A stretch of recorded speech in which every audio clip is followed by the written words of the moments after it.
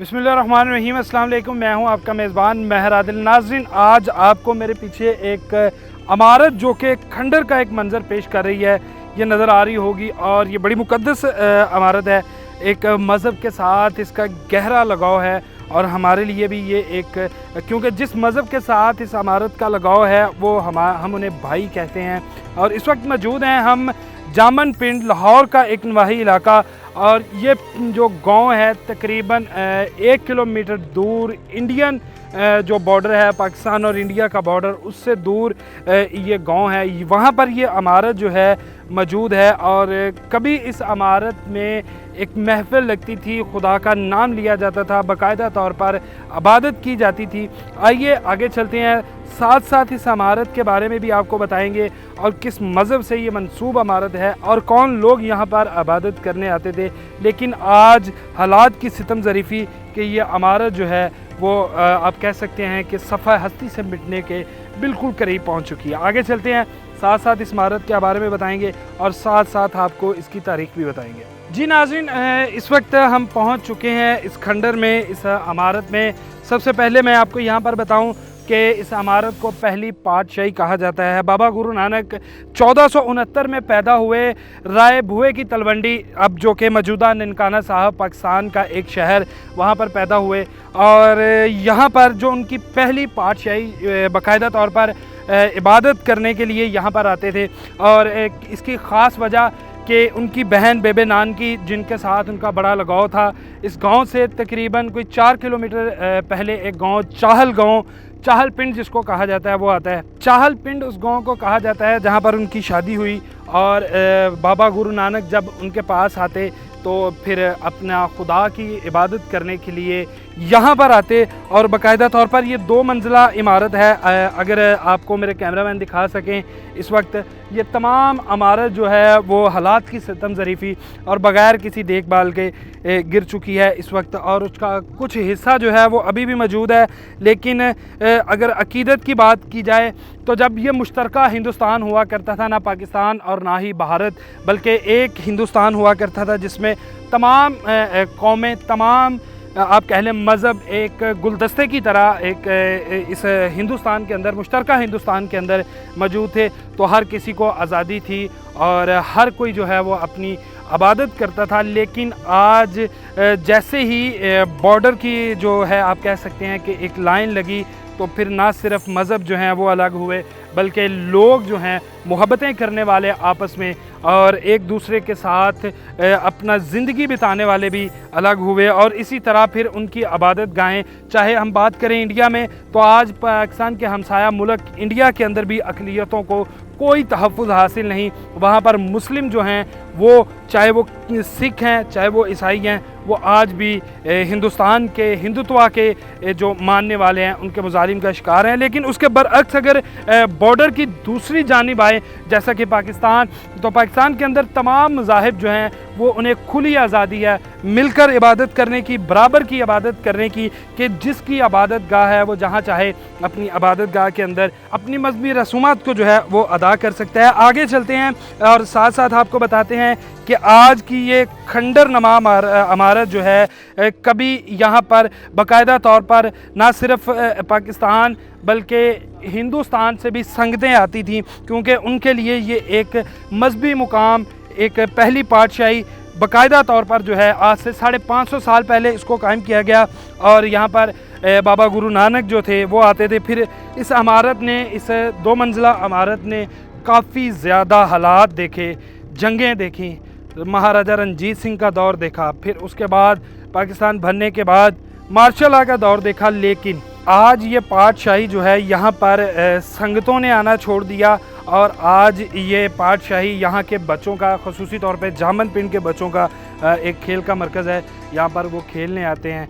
और अगर इस की तामीर की बात की जाए तो चूने और मिट्टी के मिश्रण के साथ, छोटी ईंट के साथ इस इमारत को जो है वो तामीर किया गया। 2 मंजिला ये इमारत जिसके 4 कमरे हैं। आगे चलते हैं, आगे आपको उन कमरों का विज़िट करवाते हैं जहाँ पर संगतें बैठती थी, यहाँ पर बाबा गुरु नानक जो हैं वो इबादत करते थे और बाकायदा लंगर लगता था। आइए।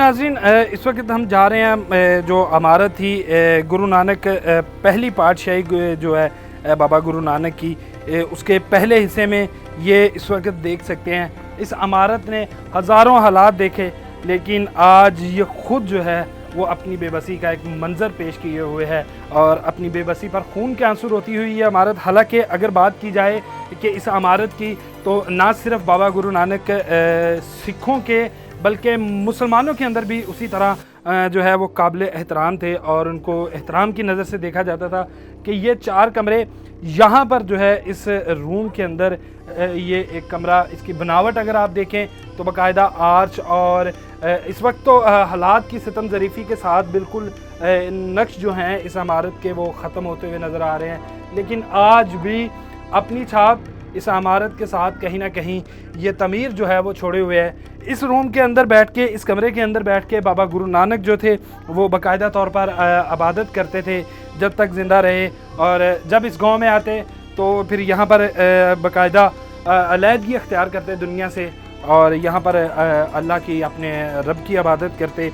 और इसी तरह अगर यहाँ पर मेरे कैमरामैन आपको बड़ी एक अहम चीज़ दिखा सके कि ये पिलर जो कि इस वक्त बनावट है एक फूल के मंजर पेश कर रहे हैं, बाकायदा तौर पर एक आर्च, लेकिन ये अब टूट चुके हैं और अपने एक जवाल की दास्तान जो है वो पेश कर रहे हैं। यहाँ से आगे चलते हैं और आपको दिखाते हैं कि इसी तरह एक बड़ा हाल जो कि मुकम्मल तौर पर अब ख़त्म हो चुका है, ये हाल था।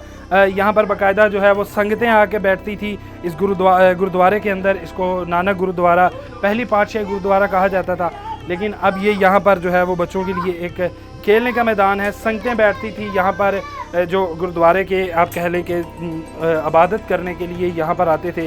इस गुरुद्वारे के अंदर ग्रंथी साहब जो थे, ग्रंथी गुरु ग्रंथ साहब जो कि एक किताब थी उसका बयान करते थे और फिर संगतें यहाँ पर बैठकर उस बयान को सुनती थी और बाकायदा तौर पर यहाँ पर जो है वो लंगर तकसीम किया जाता था। आने वाली संगतों के लिए लंगर लगता था जब तक ये गुरुद्वारा जो है ये बिल्कुल अपनी असली हालत में था, तो यहाँ पर लंगर तकसीम किया जाता था। ना सिर्फ पाकिस्तान बल्कि इंडिया से जो संगतें आती थी वो भी यहाँ पर आती थी, लेकिन बॉर्डर लाइन खिंच जाने के बाद सिर्फ पाकिस्तान की संगतें और उसके बाद इक्का दुक्का संगतें आती रहीं, जिसकी वजह से यहाँ से ध्यान हटा और मेन आप कह सकते हैं कि बड़े गुरुद्वारों पर चला गया। लेकिन अब आगे चलते हैं, आपको अगली जो दूसरी मंजिल है इस गुरुद्वारे की, पहली पातशाही की, वो आपको दिखाते हैं कि सीढ़ियाँ हैं बाकायदा तौर पर, और आप देख सकते हैं कि एक छोटा स्टेप और किस तरह से छोटी ईंट के साथ इन सीढ़ियों को जो है वो तमीर किया गया।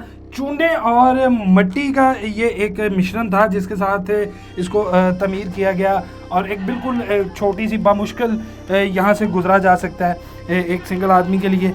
लेकिन आगे चल के तो यही सीढ़ियाँ जो हैं वो दूसरी मंजिल पर आपको लेकर जाएंगी।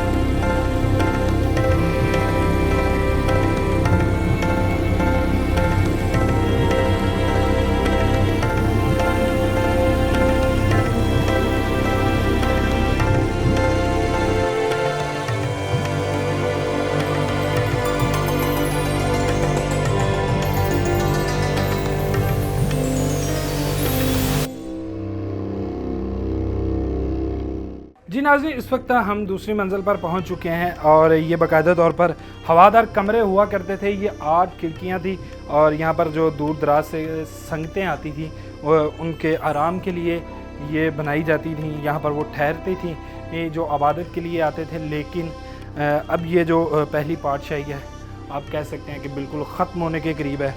यहाँ पर संगतें जो हैं वो आराम करती थी। यहाँ पर एक और चीज़ कि ये गुरुद्वारे से मुल्हक़ा जो है एक ज़रिए इलाका है और ये गुरुद्वारे से मुल्हक़ा था इस पहली पातशाही से, जिसको महकमा औक़ाफ़ ने यहाँ के मुकामी लोगों को जो है वो दिया और शायद अभी भी ये महकमा औक़ाफ़ के अंडर हो। दुआ भी यही करते हैं कि उन्हीं के अंडर हो और इस पर नाजायज़ कब्ज़ा ना हो। लेकिन यहाँ पर मैं एक दरख्वास्त करूँगा अपने कैमरामैन से कि ज़रा चंद कदम आगे आएँ और वो एक ज़ालिम बॉर्डर जिसे कहा जाता है, एक जिसने 2 मुल्कों की आवाम को जो है वो एक लकीर ढाल दी, जिसके बाद जो चाहने वाले थे, चाहे वो सिख थे, चाहे वो मुस्लिम थे, चाहे वो हिंदू थे, लेकिन सिर्फ़ और सिर्फ इस लकीर की वजह से अब वो एक दूसरी दुनिया लगते हैं।